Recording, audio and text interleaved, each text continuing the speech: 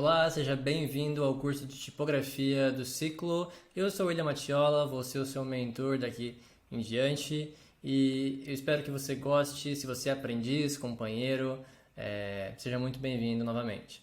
Esse vídeo é introdutório, então vou falar para você o que a gente vai ver nesse curso, principalmente, para quem que ele foi feito e também algumas dicas gerais aí para você ter um bom aproveitamento ao longo dessa jornada comigo, certo? Então vamos lá, para quem que esse curso foi feito?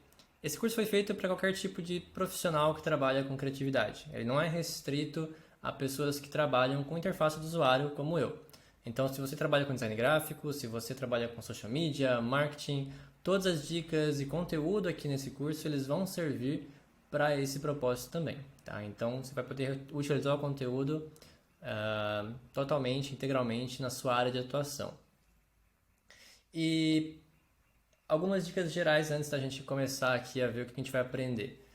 Todo final de aula, deixe um comentário, um feedback, as suas impressões, as suas contribuições também e deixe uma avaliação na aula para eu saber se você gostou, se a gente precisa melhorar as aulas nos próximos cursos.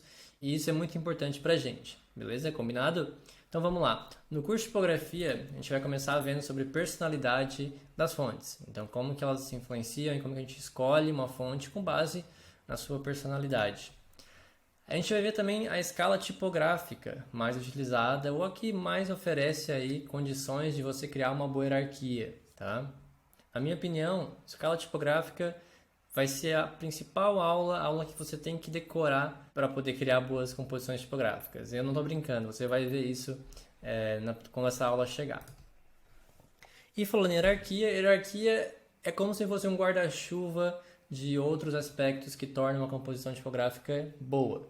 Dentro de hierarquia, a gente vai ter os tamanhos das fontes, os pesos das fontes, as cores das fontes e um outro aspecto que também tem subcategorias, que são os espaços que a gente tem que controlar dentro de uma composição tipográfica.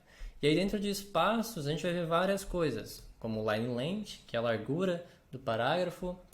A gente vai ver line height, que é a altura das linhas, né, ou a distância de uma linha para outra. A gente vai ver também sobre letter space, que é o espaço entre uma letra e outra. E esses nomes estão em inglês porque se você decidir pesquisar sobre isso no Google, vai ser mais fácil encontrar conteúdo auxiliar com esses termos do que os termos em português, tá? Mas line length é a largura da linha, line height é a altura da linha, letter space é o espaço entre letras.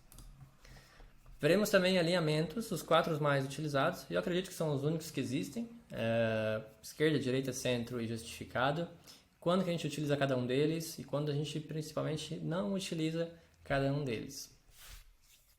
Veremos também sobre ritmo vertical, e aí eu faço meia-culpa aqui, porque eu não utilizo isso no meu dia a dia, mas eu sei que existe, eu sei que funciona, já utilizei antes, e talvez para você seja uma boa técnica no seu processo de trabalho com tipografia.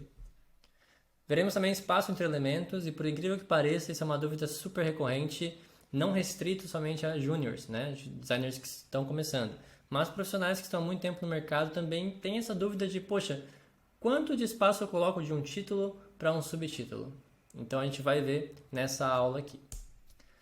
Uma aula também sobre como escolher fontes, e aí é um tema super subjetivo e pessoal, cada um tem suas próprias técnicas, suas razões. Só que nessa aula mostra algumas coisas que podem te auxiliar, ou pelo menos te dar um background ali de como que você pode começar a escolher boas fontes para os seus projetos. Uma aula sobre contraste e acessibilidade, um tema super importante, super atual, porque não adianta criar uma boa composição tipográfica se ninguém consegue ler, né? Então a gente vai ver isso nessa aula. Uma aula sobre fontes variáveis, e se você nunca ouviu falar sobre fontes variáveis, imagina o seguinte, antes de Cristo, depois de Cristo. É basicamente que essas fontes variáveis trouxeram para o mercado, tá? E por fim, aplicações práticas. E aí nessa aula eu volto um pouquinho à minha área de atuação, que é UI Design, e eu vou mostrar para você como que eu utilizo fontes em componentes, como por exemplo em botões, em tabelas, em cards e em outros tipos de componentes, tá? Então uma aula um pouquinho mais prática, descritiva, eu vou mostrar para você como que eu faço isso. Bom, vamos começar então? Eu te espero na próxima aula, que é sobre personalidade.